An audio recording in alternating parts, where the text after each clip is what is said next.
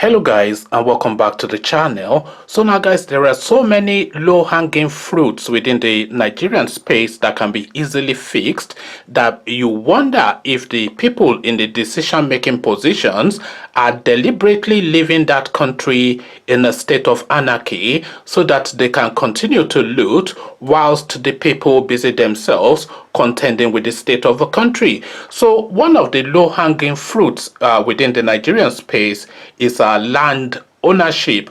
So now, and also it's a big issue, by the way, within the Nigerian space, but it is easily fixed, and it is easily fixed by just having a proper land registry where ownership of land is stored digitally, so that then when data ownership of land transfers, then that can then be done digitally. So this issue now will no longer be an issue if that was the case.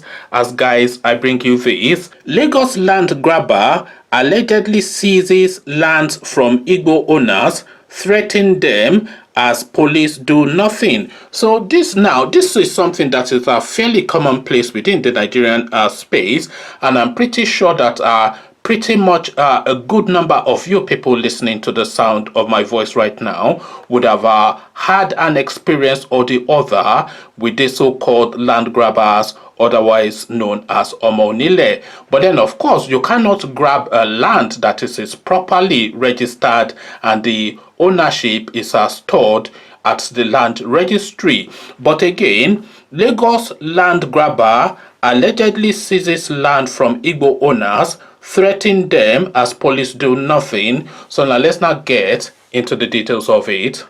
A suspected land grabber in Lagos, Alhaji Adesina Teslim Jelili, also known as Shina Okonlamo, has allegedly trespassed on a land belonging to two Igbo men.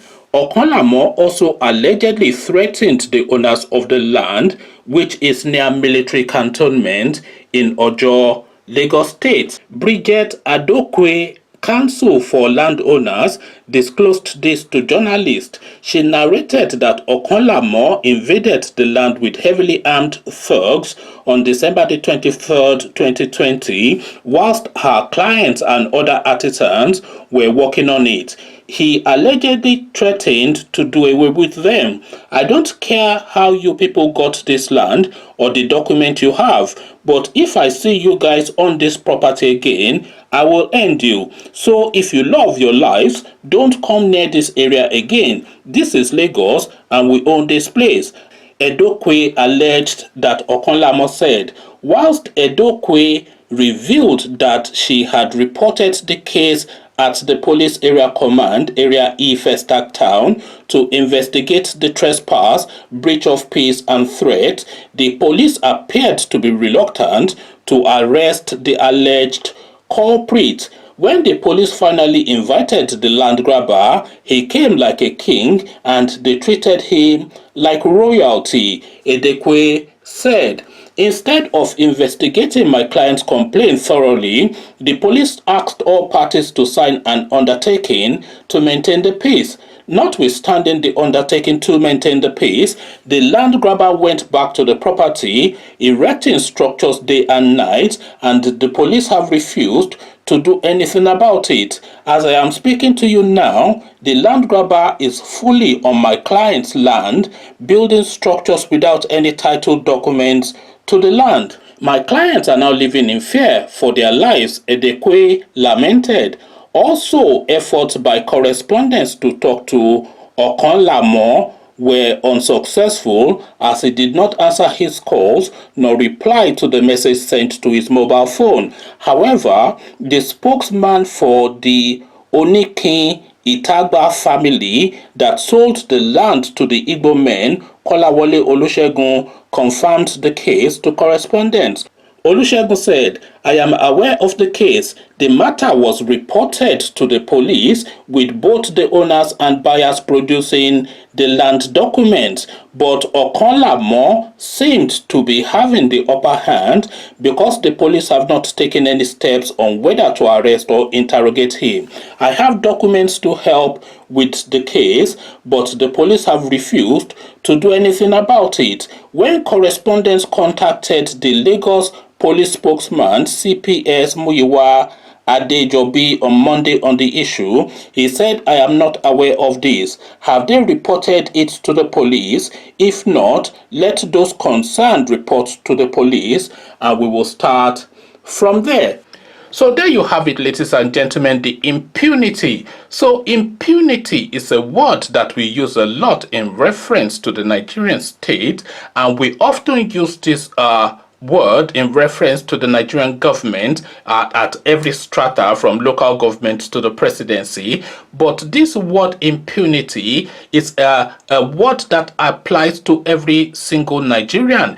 If a Nigerian feels emboldened that he has power over you, he will use that power to make your life a misery or end you. So here you have now these two Igbo men who have bought land from landowners and they've paid the fair price agreed and they have documents to that effect. So you buy land with the intention of obviously doing something with it, and these two Igbo men have now proceeded to do what they intended with land which now belongs to them. And then up pops this character now. What is his name again? Jalili or something, Teslim Jalili.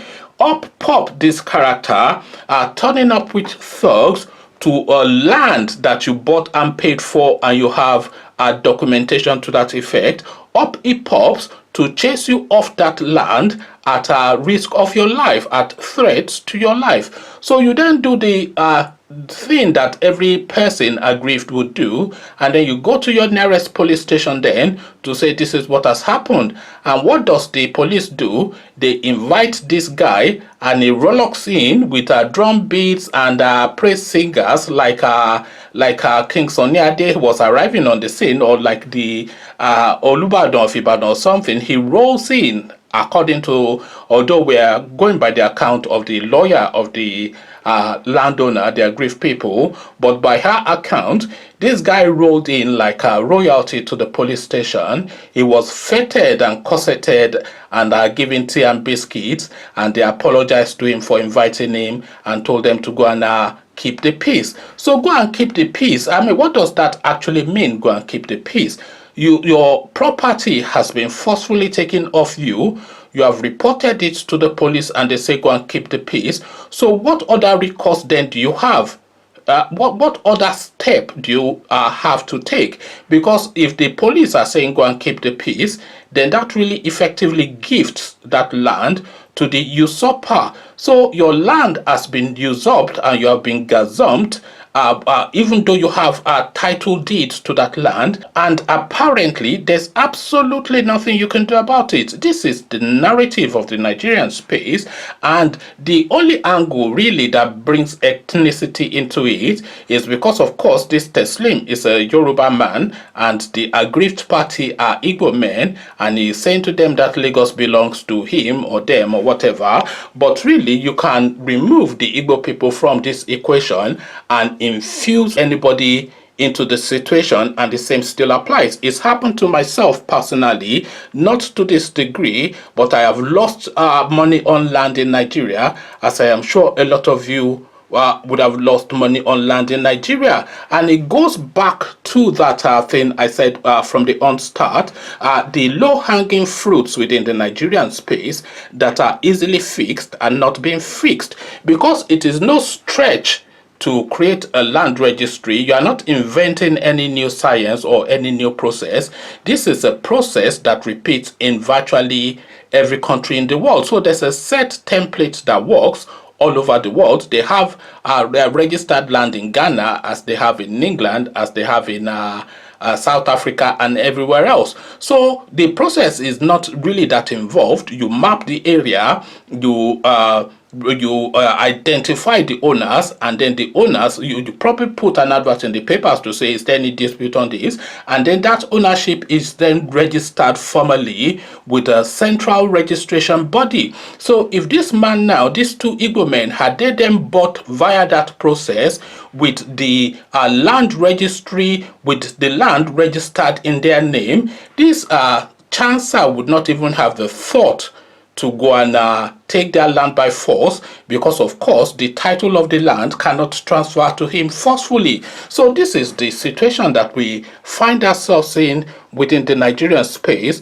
where even the low-hanging fruits are so egregious to the day-to-day functioning of the Nigerian person, that then lends itself to that language of calling that country a zoo.